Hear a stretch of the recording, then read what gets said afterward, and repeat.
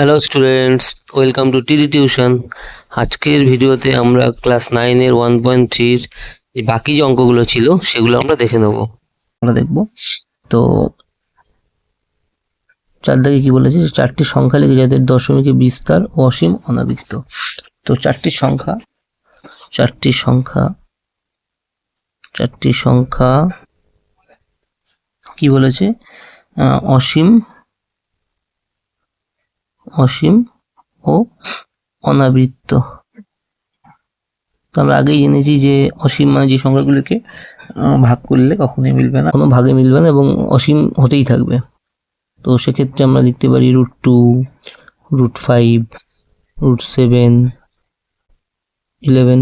এবার এই সংখ্যাগুলোকে যদি আমরা বর্গমূল করি তাহলে এই সংখ্যাগুলো একটা অসীম সংখ্যা হবে, মিলবে না। তো সেক্ষেত্রে এগুলো অসীম বা অনাবৃত্ত সংখ্যা, যেখানে √2, √5, √7, √11। আচ্ছা, পাঁচ দাগ কি বলেছে? 5 দাগ বলেছে যে 5/7 ও 9/7 এর মধ্যে তিনটি ভিন্ন অম্লজ সংখ্যা লিখি। তো সের মধ্যে 5/7 ও 9/7 এর মধ্যে তিনটি অম্লজ সংখ্যা। তো সেক্ষেত্রে আমরা প্রথমেই 5/7 কে ভাগ করি, দেখি কি বেরোয়। 0 7 7 49, 0 7 3 4 7 28, 2 14, এটা 56,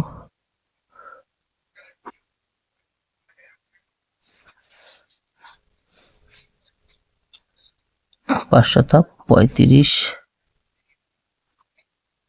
দেখো 5 7 আবার 5 রিপিট, অর্থাৎ এই যে 5, এই যে 5, দেখো পয়েন্ট দিয়ে শূন্য আনলে আবার 50, আবার যা যা হয়েছে 50 পরে তাইতে হবে।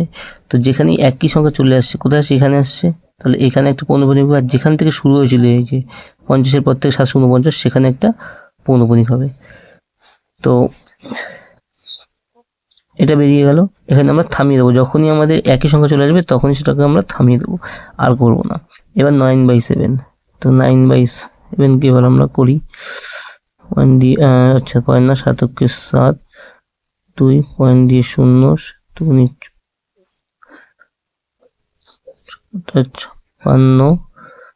4 5 7 35, 5 0 7 49, তো 7 3 4 7 28, 2। দেখো ভালো করে খেয়াল করো, এই যে পয়েন্টের জন্য আবার 0 যদি আনি তাহলে 20 হবে। এখানে একবার 20 হয়ে গেছে, তাহলে 20-র পরে যা যা হয়েছে এখানে যদি আবার 0 আনি 20 পরে তাইতে হবে। তাহলে এখানে আমি থামিয়ে দেবো। তাহলে এখানে পৌনঃপুনিক, আর কোথায় 20 হয়েছিল? 7 2 14, ঠিক এই জায়গাটায়, হচ্ছে 20 নিচে যা হয়েছিল 7 2 14, সেই জায়গাটায় পৌনঃপুনিক। যেখানে শুরু হয় আর যেখানে শেষ হচ্ছে একই সংখ্যায়, সেখানে পৌনঃপুনিক দিয়ে শেষ করতে হবে, যেখানে শুরু হচ্ছে সেখানেও পৌনঃপুনিক দিতে হবে। তো তিনটি ভিন্ন অম্লজ সংখ্যা, তাহলে এই দুটো সংখ্যার মধ্যে তিনটি ভিন্ন অম্লজ। তাহলে আমরা লিখি যে 5-এর 7 ও 9-এর 7 মধ্যে তিনটি অম্লজ সংখ্যা, কি হবে? 1 নম্বর, দেখো এখানে 0.7 থেকে শুরু হয়েছে, এখানে 1.2 গিয়ে শেষ হয়েছে। তাহলে 0.7, অর্থাৎ আমরা যদি দেখি 0.7 থেকে 0.8 হতে পারে, 0.9, মানে এইভাবে যাবে। 1 এর আগে 0.7 এর বড় হতে হবে। তাহলে 0.7 এর বড় হতে আমরা কিভাবে লিখতে পারি যে 0.7 0.80, আচ্ছা 80000 এইভাবে লিখবো ডট ডট করে। আচ্ছা তুই আবার আমি লিখতে পারি 0.90,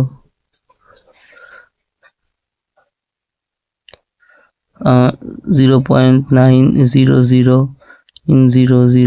এভাবে লিখতে পারি। আচ্ছা আরেকটা কি লিখতে পারি? 0.7202000 এইভাবে।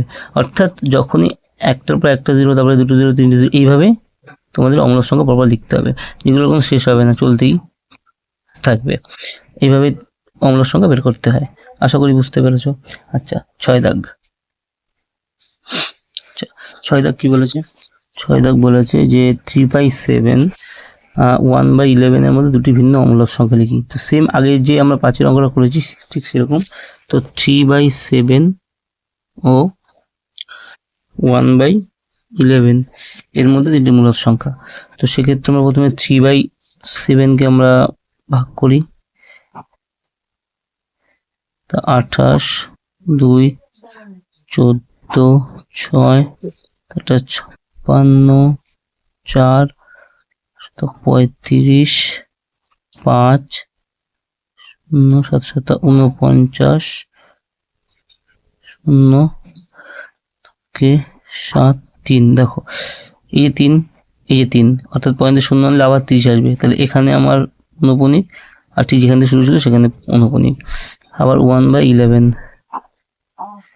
0 যাচ্ছে না, আবার 0, তাহলে 9×99, 0।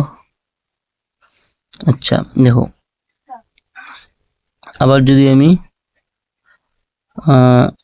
0 হয়, আবার যদি 0 করি, তাহলে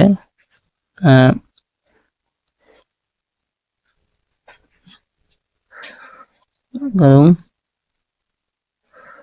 সেমই আসছে, সেক্ষেত্রে আমরা এটা করবো না, এখানে পৌনঃপুনিক দিয়ে দেবো আর এখানে পৌনঃপুনিক দেবো। তো সেক্ষেত্রে 0.4 থেকে আমার 0.9 এর মধ্যে আমাকে দুটি মূলদ সংখ্যা লিখতে হবে।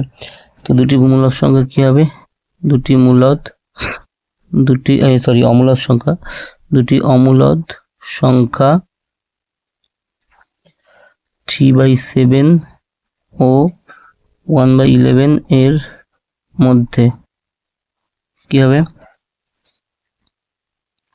একটা হবে আমরা এভাবে লিখতে পারি 0.4 থেকে 0.9 এর মধ্যে, 0.4 থেকে বড় হতে হবে। আর এটি অম্লদ সংখ্যা 3/7 ও 1/11 এর মধ্যে কি হচ্ছে? 11 এর মধ্যে হচ্ছে তোমার এখানে কি আছে 0.09 আর 0.4, তাহলে 0.0 থেকে 0.4 এর মধ্যে।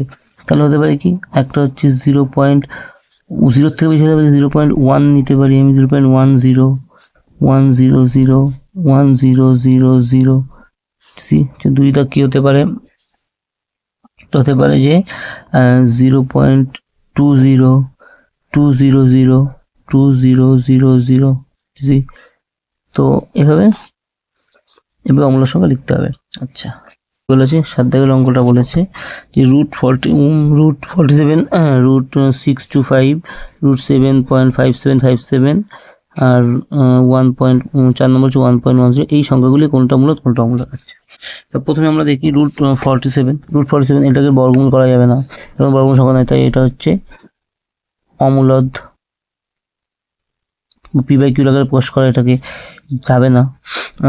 এটা p/q আকারে প্রকাশ করতে পারবো কি দেখি, 25 × 25, তাহলে 25, তাহলে আমরা 25কে p/q আকারে প্রকাশ করতে পারছি, তাহলে এটা কি? এটা হয়ে যাবে মূলদ। আচ্ছা, এইটাকে কিভাবে, এটাকেও p/q আকারে প্রকাশ করা যাবে কিভাবে? দুটো একই রয়েছে, তাহলে আমরা কি করব? পৌনঃপুনিক দিয়ে নিলাম। তাহলে পৌনঃপুনিক দিলে কি হচ্ছে 657, তো সেক্ষেত্রে আমরা পৌনঃপুনিক তুললাম পয়েন্ট, এই যেহেতু এটার উপর নেই সেহেতু আমি এটার জন্য 0 দিলাম। আচ্ছা, এটাকে বিয়োগ, যেটার উপর পৌনঃপুনিক থাকবে না সেটা আমরা আগেই দেখিয়েছি, যেটার উপর পৌনঃপুনিক থাকে না সেটা বিয়োগ করতে হয়। তাহলে 600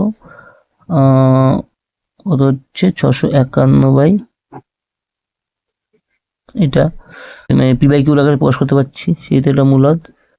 আর এটা তো আমরা জানি যে মূলদ সংখ্যা 10100 এইভাবে প্রকাশিত হয়, সেহেতু এটা p/q আকারে প্রকাশ করা যাবে না, সেহেতু এটা অমূলদ।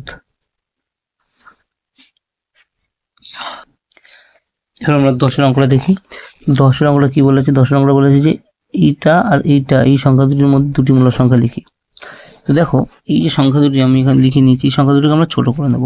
কিভাবে ছোট করব? আমরা তিনটে সংখ্যা নেব দশমিকের পরে। তাহলে আমি প্রথমটাকে নিয়ে 232 এবং পরেরটাকে নিলাম আমরা তিনটে সংখ্যা 0.212। এবং এর মধ্যে দুটি মূল সংখ্যা, এর মধ্যে আমরা দুটি মূল সংখ্যা লিখি। এর মধ্যে দুটি মূলদ সংখ্যা কি হবে? এর মধ্যে দুটি মূল সংখ্যা, তা 212 থেকে 232, মানে 0.212 থেকে 0.232। তো আমরা কি লিখতে পারি? 2.213 লিখতে পারি, 0.214 লিখতে পারি। তাহলে দুটো মূল সংখ্যা আমরা পেয়ে গেলাম, কোনো সমস্যা নেই। আচ্ছা, পরের অঙ্কটা কি আছে? পরের অঙ্কটা আছে দেখো, এইটা এবং এইটা এর মধ্যে, বা এটা এর মধ্যে দুটি মূল সংখ্যা লিখি। তো দেখো এক্ষেত্রেও সেম আমি আগের অঙ্কটার মতো করবো। এখানে 2-1 এটা আছে আর এই সংখ্যাটা আছে। তো এখানে আমরা 0.2 যে কোনো দুটো সংখ্যা নিয়ে নেব। 210 পয়েন্টের পরে তিনটে সংখ্যা নিয়ে নিলাম, আর এক্ষেত্রেও পয়েন্টের পরে আমরা তিনটে সংখ্যা নিয়ে নিলাম, পয়েন্টের পরে তিনটে সংখ্যা নিয়ে নিলাম। তাহলে এর মধ্যে তিনটে মূল সংখ্যা কি হবে? এর মধ্যে দুটি মূল সংখ্যা বলেছে। দুটি মূল সংখ্যা কি হবে? দুটি মূল সংখ্যা হবে, দেখো অ্যাজ ইট ইজ জিরোটা বসে যাবে, 0 বসলো, পয়েন্ট 210 পরে 222 ছিল, তাহলে 211 লিখতে পারি, আমি 212 লিখতে পারি, এইভাবে বসাতে পারি মূল সংখ্যা।